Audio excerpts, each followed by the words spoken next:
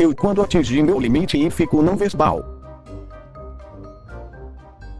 Se não chegarem desse jeito no meu casamento, melhor nem ir. Vou ficar quieta e guardar meus pensamentos pra mim mesma, minha cara. Meu marido quando diz que cuida do nosso filho. Minha namorada me forçando a dormir na mesma hora que ela. Eu no meio da faxina fazendo uma pausa porque minhas costas estão doendo. Gente, meu ventilador não aguentou e derreteu.